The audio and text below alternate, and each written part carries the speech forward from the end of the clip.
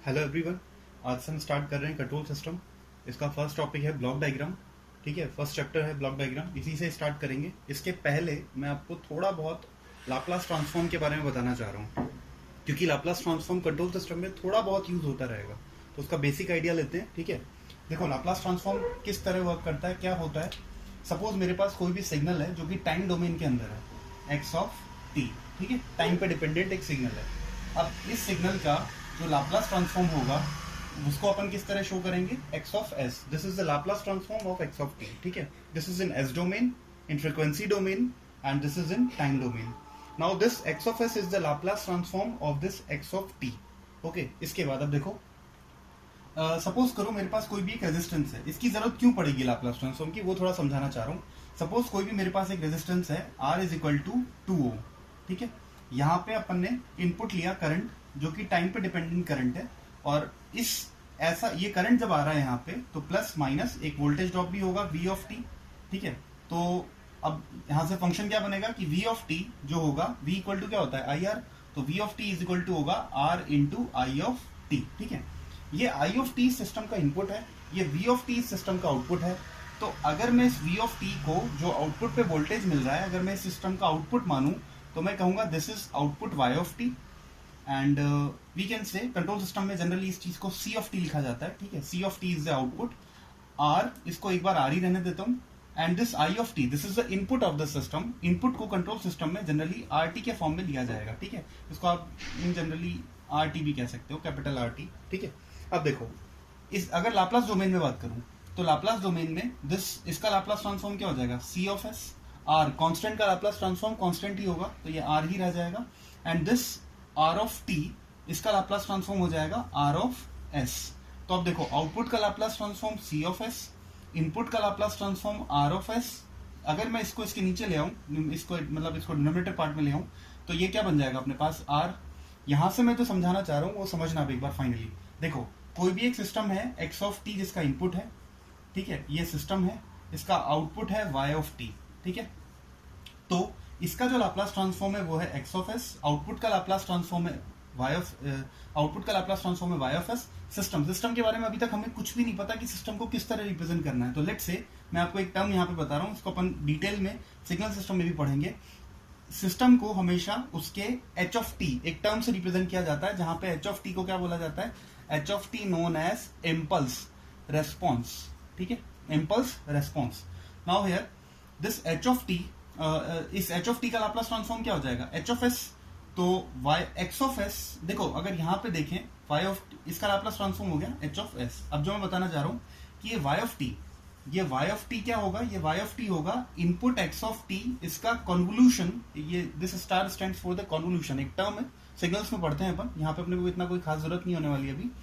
This convolution with the h of T, मतलब किसी भी सिस्टम का आउटपुट y टी क्या होता है, उसका इनपुट का कॉन्वोल्यूशन उसके impulse response h of T के साथ में। ठीक है, अगर मैं इसको लाप्लास में लेके आऊं, तो y of S is equal to x of s. यहाँ पे कॉन्वोल्यूशन नहीं होगा बेस डोमेन में, लाप्लास में, वहां पे कॉन्वोल्यूशन कन्वर्ट हो जाएगा मल्टीप्लीकेशन में, एंड एच टी का हो जाएगा h of S. So here h of S is equal to y of s upon x of s. Now this h of s known as, ये h of S क्या है, this h of s known as transfer function.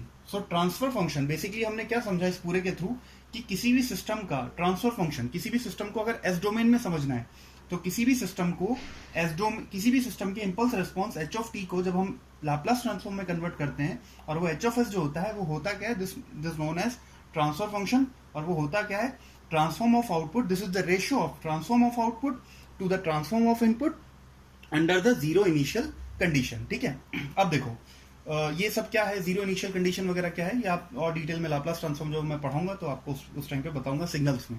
ठीक है, अभी के लिए सिर्फ इतना समझना है कि किसी भी सिस्टम का input x of s, Laplace domain में किसी भी सिस्टम का आउटपुट वाई ऑफ एस, और वाई ऑफ एस का जब एक्स ऑफ एस से रेशियो लिया जाएगा तो एक टर्म निकल के आएगी जो कि उस सिस्टम के लाप्लास ट्रांसफॉर्म को बताएगी, एच ऑफ एस। अब इन सब चीजों को एक फाइनल एक समरी बनाते हैं। देखो क्या, मैंने इनपुट दिया किसी भी सिस्टम को एक्स ऑफ एस, ठीक है, आउटपुट मिला y of s Laplace domain में। तो इस एच ऑफ एस ने क्या किया, इस एच ऑफ एस ने एक्स ऑफ एस से मल्टीप्लाई होके ही तो वाई ऑफ एस दिया है। तो मैं इन शॉर्ट ये नहीं कह सकता कि ये एच ऑफ एस एक गेन की तरह वर्क कर रहा है, यहाँ पे ये गेन है।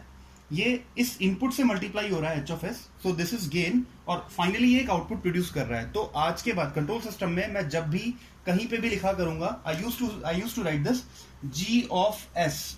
सो ये जी ऑफ एस एक्चुअली और कुछ नहीं है, ये एच ऑफ एस ही है। मैं यही समझाना चाह रहा था, बस इतना ही। अपने को लाप्लास का भी एक बार शुरू में यूज है कि जी ऑफ एस अगर मैं कहीं पे भी लिखा करूंगा तो then g of s stands for the gain, और ये गेन किसका है? ये इस सिस्टम का गेन है, यहाँ पे जो रखा हुआ है एक तरह से। तो इन शॉर्ट अगर अपन देखें तो क्या मिला अपने को कि आर ऑफ एस ये एक इनपुट है, ठीक है। अगर टाइम डोमेन में लहूं तो ये आर टी ये इनपुट है। इसके बाद में ये सिस्टम पे गया तो सिस्टम का ट्रांसफर फंक्शन टाइम डोमेन में क्या रहा होगा? जी टी, और आउटपुट पे क्या मिला अपने को? सी टी, या आउटपुट है सी टी। तो c t is equal to are of t convolution with g of t. But अपने को कंट्रोल सिस्टम में कहीं पे भी कॉन्वोल्यूशन से कोई मतलब नहीं है, अपने को सिंपली क्या किस में चलना है? टोटल टाइम लाप्लास डोमेन में। So C of S is equal to are of S into G of S. तो ये जी ऑफ एस क्या हो गया? C S upon are S, यानी आउटपुट के ट्रांसफॉर्म अपॉन इनपुट के ट्रांसफॉर्म का रेशियो है। आई होप यहां तक ये चीज आपको समझ में आई हो, ठीक है। अब अपन ब्लॉक डायग्राम जो चैप्टर है ये स्टार्ट कर रहे हैं, ठीक है। उसके लिए कुछ बेसिक रूल हैं, ठीक है, उनको समझते हैं और उसके बाद आगे बढ़ेंगे, फिर इसको सीधे क्वेश्चन से समझेंगे, ठीक है, इस टॉपिक को। अभी पहले कुछ पॉइंट समझते हैं, ठीक है। सबसे पहला पॉइंट मैं लेता हूँ, एक पॉइंट होता है ब्लॉक डायग्राम जो जब अपन बनाएंगे, मैं आपको पहले ही बताता हूँ ब्लॉक डायग्राम किस टाइप के होते हैं। लेट्स से ये एक ब्लॉक डायग्राम आपको दे रखा है, एक सिस्टम का ब्लॉक डायग्राम ये आपको दे रखा है, G1s, this is G2s, and ये आउटपुट है, और यहां से ये मिला मुझे एच ऑफ एस, ठीक है। ये एक ब्लॉक डायग्राम है, यहाँ पे प्लस माइनस कोई भी साइन आपको दिया हुआ होगा। ये इनपुट है आर ऑफ एस और ये आउटपुट है सी ऑफ एस, ठीक है। इस टाइप का आपको ये कोई भी ब्लॉक डायग्राम कभी भी दिया हुआ होगा। इसको आपको सॉल्व करके इसका आपको ट्रांसफर फंक्शन निकालना होगा। तो ट्रांसफर फंक्शन मैंने आपको थोड़ी देर पहले बताया क्या होता है, आउटपुट का ट्रांसफॉर्म अपॉन इनपुट के ट्रांसफॉर्म का रेशियो। सिंपली बोलूं तो मुझे इस पूरे ब्लॉक को सॉल्व करके एक सिंपल यहाँ पे एक सिंगल गेन दिखानी है, वही हो जाएगा ट्रांसफर फंक्शन, क्योंकि वही तो होगा c S upon are s का रेशियो। तो मुझे इस पूरे को सॉल्व करना होता है। तो उसके पहले अपन ये समझते हैं कि ये पॉइंट्स क्या है। जैसे ये एक पॉइंट है, ये एक पॉइंट है, दिस इज अ पॉइंट। ये पॉइंट क्या कर रहा है? यहाँ से आप कुछ इनपुट ले रहे हो, ये भले ही आप इसको रिवर्स करके वापस इनपुट के साथ मिक्स कर रहे हो, लेकिन यहाँ से आप कुछ ले रहे हो, इस पॉइंट से आप कुछ उठा रहे हो। तो this known as take off point, ठीक है। मैं भी आपको बताऊंगा ये, this is a take off point. यहाँ पे आप क्या कर रहे हो? यहाँ से कुछ उठा के और इसमें मिक्स कर रहे हो, तो ये पॉइंट क्या कर रहा है? ये पॉइंट मिक्सिंग का काम कर रहा हूँ, इसीलिए इसको कहते हैं समेशन पॉइंट। अब जरूरी नहीं है हर बार समेशन करे, ये डिफरेंस भी क्रिएट कर सकता है। जैसे अगर यहाँ पे प्लस है तो ये दोनों प्लस होंगे, तब तो सम हो रहा है। अगर यहाँ माइनस है तो ये डिफरेंस क्रिएट करेगा, but we use to call it always summation point, ठीक है। तो देखो, सबसे पहले तो आपको ये दो चीज याद रखनी है कि ये दो पॉइंट होते हैं। ये वाला पॉइंट, सपोज इस पे एक इनपुट आ रहा है x1, दूसरा इनपुट आ रहा है x2, तो यहाँ पे फाइनल आउटपुट क्या बना? x1 plus x2। सपोज यहाँ प्लस माइनस साइन है तो यहाँ पे भी प्लस माइनस हो जाएगा, ठीक है। दिस इज समेशन पॉइंट, ठीक है। मैं यहाँ पे लिख देता हूँ SQMMATION, summation point, okay. Next जो अगला पॉइंट अपने को देखना है वो टेक ऑफ पॉइंट, जो मैंने आपको थोड़ी देर पहले भी बताया, वो क्या होता है वो देखो। Second is take off point, ठीक है। ये देखो क्या होता है। सपोज मेरे पास ये कोई भी इनपुट है x1, ये किसी एक सिस्टम में गया जिसका गेन है G1s, ठीक है। मुझे सेम इनपुट किसी दूसरे सिस्टम में भी लेना है जिसका गेन है G2s।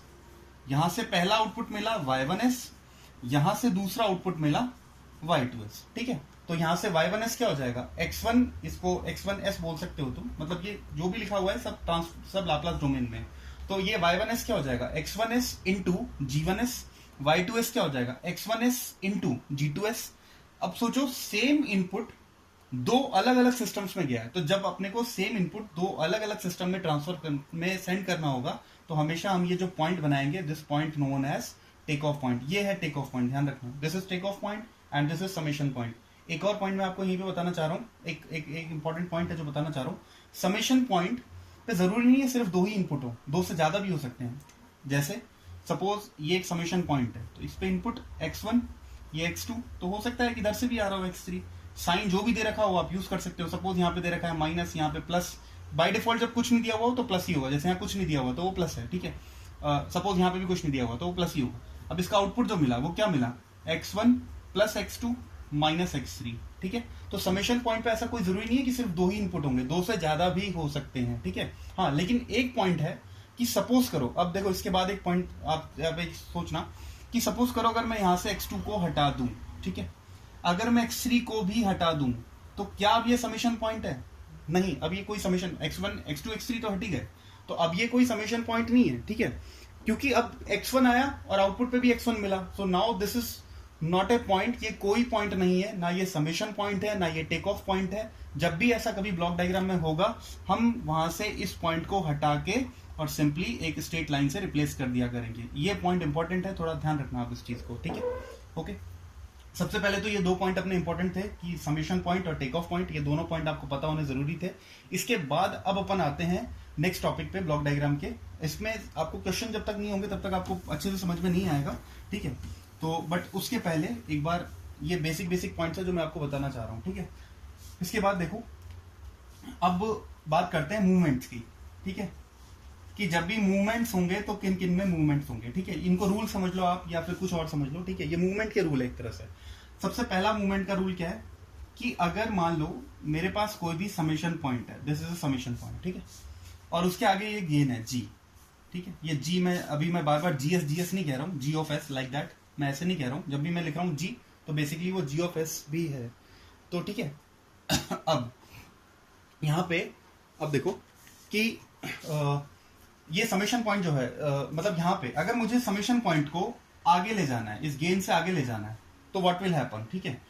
आप एक बार मैं इसको थोड़ा मैं आपको बताता हूं कि इसको रटने की कोई जरूरत नहीं है, आप इसको अगर फील करोगे तो बहुत अच्छे से समझ पाओगे कि क्या होगा। देखो सपोज करो यहाँ पे इनपुट x1 है, यहाँ पे x2 है, तो दोनों मिलके यहाँ पे क्या बने, x1 प्लस x2, वो g से मल्टीप्लाई हुए, तो क्या प्रोड्यूस हो रहा है यहाँ पे, आउटपुट प्रोड्यूस हो रहा है g x1 प्लस x2, यही प्रोड्यूस हो रहा है, जिसको मैं कह सकता हूँ g x1 plus g x2, ठीक है। अब सोचो कि अगर समेशन पॉइंट अगर इसके आगे चला जाएगा, गेन के आगे चला जाएगा, तो क्या होगा वो सोचते हैं। समेशन पॉइंट अगर गेन के आगे चला जाएगा, तो ये गेन टर्म तो सबसे पहली बात है कि पीछे रह जाएगा, ये इसके आगे चला गया, ठीक है, ये इसके आगे चला गया। और समेशन पॉइंट अगर आगे गया है तो ये सेकंड ब्रांच भी तो इसके साथ आगे जाएगी, तो x2 यहाँ आ जाएगा, यहाँ पे तो x1 है, ये x1 यहाँ पे है एज इट इज लगा हुआ है। अब यहाँ पे ध्यान से देखना, g इंटू x1, तो यहाँ क्या प्रोड्यूस हुआ, gx1, यहाँ से आया x2, तो अब क्या प्रोड्यूस हो रहा है, अब प्रोड्यूस हो रहा है gx1 प्लस x2, जबकि एक्चुअल में क्या प्रोड्यूस होना चाहिए था, gx1 प्लस gx2, तो यहाँ पे g मिसिंग है, तो व्हाट विल हैपन, क्या करना चाहिए अब अपने को, हम यहाँ पे अगर g टर्म ऐड कर दें, तो अब देखो अब कोई चेंज होगा। अब यहाँ पे आया gx1 gx2, तो यहाँ पे क्या प्रोड्यूस हो जाएगा, gx2।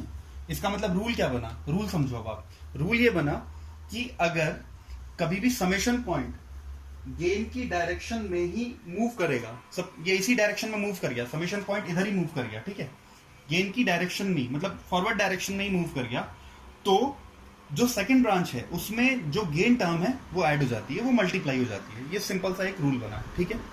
अब इसके बाद देखते हैं सेकंड रूल, ठीक है। सेकंड रूल क्या होगा, सेकंड रूल इसका बिल्कुल उल्टा है, इसका बिल्कुल उल्टा। वो क्या कि या समेशन पॉइंट से पहले मैं आपको या चलो करते हैं, ये देखो अब जो नेक्स्ट रूल है वो इसका बिल्कुल उल्टा बनेगा। क्या कि अगर मान लो पहले से, सेकंड रूल, अगर मान लो पहले से यहाँ पे कोई गेन टर्म होती, ये गेन टर्म पहले से है यहाँ पे, ठीक है, जी यहाँ पे पहले से ही है, ठीक है, ये नहीं है अब यहाँ पे, ये नहीं है, ठीक है। अब देखो ये पहले से होती अगर कोई गेन टर्म, और अब मुझे इस समेशन, अब तो समेशन पॉइंट को किधर मूव करना चाहिए, इधर पीछे, ठीक है। मतलब अगर कभी ऐसी रिक्वायरमेंट हो गई कि समेशन पॉइंट को पीछे मूव करना पड़ रहा है गेन से, ठीक है, तो अब देखो क्या होगा, कर देते हैं अपन एक बार, पहले तो देख लेते हैं प्रोड्यूस क्या हो रहा है। प्रोड्यूस हो रहा है gx1 प्लस x2, तो एक्चुअल में ये प्रोड्यूस हो रहा है, अभी ये प्रोड्यूस हो रहा है gx1 प्लस x2, ये प्रोड्यूस हो रहा है, ठीक है। अब देखो अगर ये पीछे चला गया, तो पहले तो पीछे भेज देते हैं इसे अपन, पीछे भेजने पे क्या होगा, ये g यहाँ रह जाएगा, ठीक है, और ये इधर चला गया, और ये बन गया अभी मॉडल। जब ये पीछे चला गया इसके, तो ये प्रोड्यूस हो रहा है। अब देखो अब क्या हो रहा है, x1 प्लस x2, और मिला क्या, gx1 gx2। आप इजीली कर पाओगे, x1 प्लस x2 वो g से मल्टीप्लाई हुआ, तो क्या मिला, gx1 प्लस x2, और फाइनली ये मिला। एक्चुअल में क्या आना चाहिए था, सिस्टम एक्चुअल में क्या था, एक्चुअल था सिस्टम gx1 प्लस x2, मतलब ब्लॉक डायग्राम में आप एक चीज समझना कि आप यहाँ पे समीशन पॉइंट को पीछे मूव कर रहे हो, पिछले वाले केस में आगे मूव किया था। आपका जो मन करे समीशन पॉइंट को मूव कराना है, टेक ऑफ पॉइंट को मूव कराना है, आपका जो भी मन करे वो कराओ। कंडीशन क्या होती है in block diagram in generally, कि in block diagram we can move any point, हम कहीं पे भी कोई भी चेंज कर सकते हैं, किसी भी पॉइंट को मूव कर सकते हैं, but the requirement is that output should not change. ये आउटपुट चेंज नहीं होना चाहिए, ठीक है। तो ये आउटपुट चेंज नहीं होना चाहिए। चेंज हो रहा है, यस चेंज हो रहा है, x2 के साथ g आ जा रहा है, तो क्या करोगे, इस सेकंड ब्रांच में g को ही डिवाइड कर दो ना। अगर मैं यहाँ पे 1/g का टर्म डाल दूं तो अब देखो क्या होगा, बताओ यहाँ पे क्या हो जाएगा। अब gx2 आएगा इधर से 1/gx2, तो ये जब इधर आएगा तो g से मल्टीप्लाई भी होगा, तो यहाँ पे एक तरह से x2/g हो गया। तो ये दोनों कैंसिल आउट होके क्या मिल गया, gx1 प्लस x2।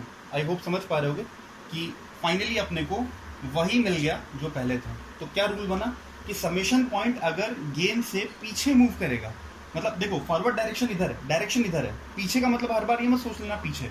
आप ये देखो मूवमेंट की डायरेक्शन इधर है, मतलब सॉरी फॉरवर्ड डायरेक्शन इधर है, सिस्टम इधर मूव कर रहा है, जी के बाद सिस्टम इधर मूव कर रहा है, लेकिन समेशन पॉइंट सिस्टम के मूवमेंट से पीछे आना चाह रहा है गेन से। तो क्या होगा, उस सेकेंड ब्रांच में ये गेन टर्म डिवाइड हो जाएगी। आई होप ये रूल समझ में आया हो। अब तक 2 रूल हो चुके हैं, ठीक है। अब आते हैं अपन अगले पॉइंट पे। अगले जो रूल है वो है किससे रिलेटेड है, अगले जो रूल है वो रिलेटेड है आपके टेक ऑफ पॉइंट से, ठीक है। वो देखते हैं। टेक ऑफ पॉइंट का रूल देखो क्या होता है। टेक ऑफ पॉइंट का रूल होता है, अगर मान लो मेरे पास कोई भी ये टेक ऑफ पॉइंट है, उसको मैं थोड़ा फास्टली बताता हूँ क्योंकि अब आप इसे थोड़ा समझ रहे होगे। ये G2, ठीक है, ये है। अगर मान लो अब मुझे इस टेक ऑफ पॉइंट को आगे मूव करना है, गेन से आगे मूव करना है, तो क्या होगा, ये ऐसा करो, लाइक हाँ चलो करते हैं, ऐसे ही करते हैं, ये इसे आगे मूव करना है। अब देखो क्या होगा, सिंपली आप एक चीज समझो, यहाँ पे है x1, ठीक है, इधर क्या मिल रहा है g1x, इधर क्या मिल रहा है g2x। आप चाह रहे हो आगे चला जाए, ठीक है, भेज दो आगे g1, इसको आगे भेज दोगे, तो आगे भेजोगे तो the system will be like this, यही होगा सिस्टम, ठीक है, ये आगे चला गया ना इससे। तो अब देखो क्या मिल रहा है, पहली ब्रांच का आउटपुट क्या आ रहा है g1x, लेकिन दूसरी ब्रांच का आउटपुट क्या आ रहा है, दूसरी ब्रांच का आउटपुट आ रहा है g1x। देखो यहाँ तक क्या मिला, g1 इंटू x1, x1x बोल दो भले, g1 इंटू x, और यहाँ से आया g1 इंटू x और g2 से मल्टीप्लाई हुआ, तो क्या मिला g1 g2x, जबकि एक्चुअल में क्या मिलना चाहिए था सेकंड ब्रांच में g2x। ये नहीं चाहिए, ये नहीं चाहिए हमें, तो क्या करो, इस ब्रांच में डिवाइड कर दो, तो यहाँ पे एक टर्म ऐड हो जाएगा 1/g1, और फाइनली ये g1 से डिवाइड होके दोबारा आउटपुट क्या मिल गया g2x। तो क्या समझ में आया कि summation point, sorry take off point, जब गेन की, जब सिस्टम के मूवमेंट की डायरेक्शन में गेन के ऊपर से आगे मूव करता है, फॉरवर्ड डायरेक्शन में मूव करता है, तो वो गेन टर्म सेकेंड ब्रांच में डिवाइड हो जाती है। देखो ये रूल समेशन पॉइंट से उल्टा हो गया। समेशन पॉइंट जब फॉरवर्ड डायरेक्शन में मूव करता है तो गेन टर्म मल्टीप्लाई होती है सेकेंड ब्रांच में, जबकि टेक ऑफ पॉइंट जब फॉरवर्ड डायरेक्शन में मूव कर रहा है तो गेन टर्म डिवाइड हो रही है, ठीक है। नेक्स्ट, इसके बाद नेक्स्ट, अगर सपोज करो अगला रूल कि अगर ये कनेक्टेड होता आगे से, इधर कनेक्टेड होता, ठीक है, और इस बार रूल क्या बना रहा हूँ मैं कि अगर ये मुझे पीछे मूव करना होता, फोर्थ रूल, कि अगर टेक ऑफ पॉइंट को गेन के पीछे मूव करना है, तो बोलो अब क्या होता, पहले तो पीछे मूव कर देते पीछे मूव। पहले तो ये देखते हैं ओरिजिनली क्या जनरेट हो रहा था, ओरिजिनली जनरेट हो रहा था g1x, यहाँ से g1x और g2, तो एक्चुअल में ओरिजिनली जनरेट हो रहा था g1 g2x, ठीक है। अब मूव किया तो पीछे मूव किया तो ये यहाँ जाएगा, ठीक है। अब देखते हैं क्या जनरेट हो रहा है, अब जनरेट हो रहा है g1x, और यहाँ से जनरेट हो रहा है g2x। यहाँ पे किसकी रिक्वायरमेंट और है, g1 की रिक्वायरमेंट और है, तो ऑब्वियस ही बात है आप यहाँ पे g1 को मल्टीप्लाई तो कर दोगे, ठीक है। तो क्या बना, रूल क्या बना, अब देखो सिंपल से बात है, 4 रूल अपने पास आ चुके हैं। क्या, टेक ऑफ पॉइंट, सॉरी सबसे पहला रूल था कि समेशन पॉइंट को अगर आगे मूव करेंगे तो गेन टर्म मल्टीप्लाई होगा, समेशन पॉइंट को पीछे मूव करेंगे तो गेन टर्म से डिवाइड होगा। टेक ऑफ पॉइंट को आगे मूव कर रहे थे तो गेन टर्म से डिवाइड होता है, और टेक ऑफ पॉइंट को अगर पीछे मूव करेंगे तो गेन टर्म सेकेंड ब्रांच में आके मल्टीप्लाई हो जाता है। आई होप यहाँ तक के रूल आपको समझ में आ चुके हों पूरे अच्छे से, ठीक है। अब आगे मूव करते हैं नेक्स्ट रूल, बस अब छोटे छोटे 2-3 रूल और है, और उसके बाद सीधे अपन क्वेश्चन पे मूव करेंगे, ठीक है। देखो नेक्स्ट देखो, कई बार ऐसा होगा कि ये छोटे छोटे पॉइंट है जो आप अब थोड़ा सा समझते जाना। कई बार ऐसा होगा कि ऐसा समेशन पॉइंट बना हुआ होगा, ठीक है, और this is x1, this is x2, this is x3, ठीक है, और कई बार रिक्वायरमेंट बन जाएगी कि मुझे इसे ब्रेक करना पड़ेगा, ठीक है, ब्रेक करना पड़ेगा, मुझे एक समेशन पॉइंट से दो समेशन पॉइंट बनाने पड़ेंगे। तो बना सकते हैं, ऐसे कोई बड़ी बात नहीं है। कैसे बनाएंगे? पहले आप दो समेशन पॉइंट बना दो, ठीक है। हाँ, ये ध्यान रखना, बैक टू बैक बनेंगे, बीच में कोई गेन टर्म ऐड नहीं होने वाली। ये बैक टू बैक दो समेशन पॉइंट बना दो। अब देखो क्या होगा, इधर से आया x1, यस x1, इधर से आया x2, यस x2, इन दोनों का सम होने के बाद में ऊपर से आया x3, तो यहाँ पे लिख दो x3। मैंने थोड़ी देर पहले क्या बोला था कि हम ब्लॉक डायग्राम में कोई भी चेंज कर सकते हैं, आउटपुट नहीं चेंज होना चाहिए। यहाँ आउटपुट क्या प्रोड्यूस हो रहा था, x1 plus x2 plus x3। यहाँ पे भी क्या हो रहा है, x1 प्लस x2, यहाँ तक उसमें x3 ऐड हुआ, तो यहाँ पे भी क्या प्रोड्यूस हुआ, x1 plus x2 plus x3। तो ये किया जा सकता है, इसमें कोई गलती नहीं है, ठीक है। समेशन पॉइंट से ही जुड़ा हुआ एक और रूल होता है, वो रूल क्या है वो देखो।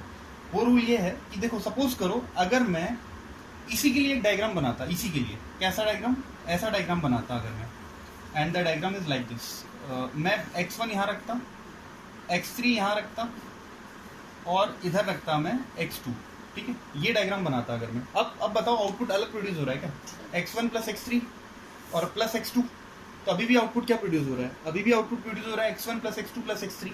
तो व्हाट आई एम सेइंग कि अगर मैं इसको इधर ले आऊं और इसको इधर ले जाऊं तो क्या प्रोड्यूस क्या बना, यही तो बना, ठीक है।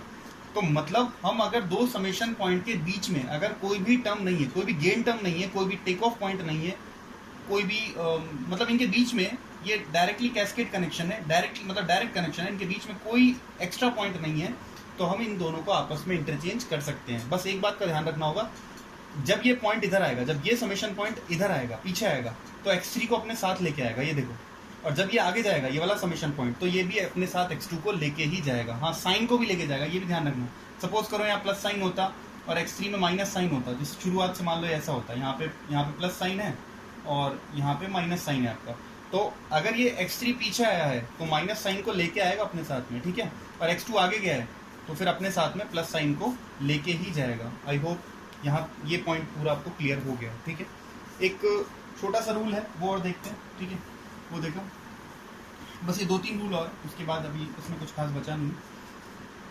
ये देखो, सपोज करो कभी मेरे पास एक ये समेशन पॉइंट है, एक और समेशन पॉइंट है, ठीक है, इनके बीच में सपोज करो कोई भी गेन टर्म है, दैट डजंट मैटर, मैं अभी इस गेन टर्म से अपने को मतलब नहीं है। जो रूल है वो क्या है बताऊं। अगर मान लो इन दोनों समेशन पॉइंट पे इस टाइप से इनपुट आ रहा है नीचे से, ठीक है, ये इनपुट आया यहाँ से, सपोज ये इनपुट x है, तो मैं इसको ब्रेक कर सकता हूँ, ठीक है। हम यहाँ पे इसे ब्रेक कर सकते हैं। ब्रेक कैसे कर सकते हैं, देखो यहाँ से इसमें भी क्या गया x, इसमें भी क्या गया x, ऐसा तो है नहीं ना कुछ ऐड होके जा रहा है कि भाई ये इसके अंदर आ रहा है या इसका कुछ इनपुट इसमें आ रहा है, नहीं, नीचे से x आया इसमें भी चला गया, नीचे से x आया इसमें भी चला गया। व्हाट आई वांटेड टू से कि जब सेम इनपुट दो समेशन पॉइंट में जाएगा किसी कॉमन टेक ऑफ पॉइंट से, ये टेक ऑफ पॉइंट भी तो है, तो आप वहां पे उसे डिवाइड करके दो अलग अलग ब्रांच शो कर सकते हो। कैसे, देखो मैं इसी में बता रहा हूँ आपको। ये हटा दो, ओपन कर दो इसे, ठीक है, यहाँ पे भी x लिख दो, यहाँ पे भी x लिख दो, क्या दिक्कत है भाई। अभी भी पहले भी इसमें x जा रहा था, अभी भी इसमें, और इसमें भी x जा रहा था, अभी भी जा रहा है, इसमें भी जा रहा है, ठीक है। तो इससे कोई चेंज नहीं हुआ है, ठीक है। विद दिस आपके लगभग सभी रूल कंप्लीट हो गए हैं। एक छोटा सा रूल होता है जो होता है समेशन पॉइंट और टेक ऑफ पॉइंट के मूवमेंट का। देखो अब तक अपन ने कितने रूल पढ़े, समेशन पॉइंट और गेन के बीच में पहला जो रूल था ना वो था कि समेशन पॉइंट और गेन का आपस में मूवमेंट हो। उसके बाद आया था टेक ऑफ पॉइंट और गेन का आपस में मूवमेंट हो। फिर आया कि समेशन पॉइंट्स के रिलेटिव मूवमेंट हो। फिर आया ये वाला एक जो रूल अभी बताया कि कॉमन टेक ऑफ पॉइंट से दो समेशन पॉइंट पे जा रहा हो। नेक्स्ट जो रूल है वो है समेशन पॉइंट और टेक ऑफ पॉइंट के बीच में, समेशन पॉइंट और टेक ऑफ पॉइंट आपस में मूवमेंट लेना चाह रहे हैं एक दूसरे के बीच में, वो नेक्स्ट रूल है जिसको हम इसके बाद अब मैं नेक्स्ट वीडियो अपलोड करूंगा उसमें बताऊंगा, और उसी में हम इसके क्वेश्चन भी डिस्कस करेंगे, जिसके साथ आपका ये first topic block diagram control system का खत्म हो जाएगा, ठीक है। इसके बाद नेक्स्ट वीडियो में मिलते हैं। इस वीडियो में इतना ही। Okay, good bye.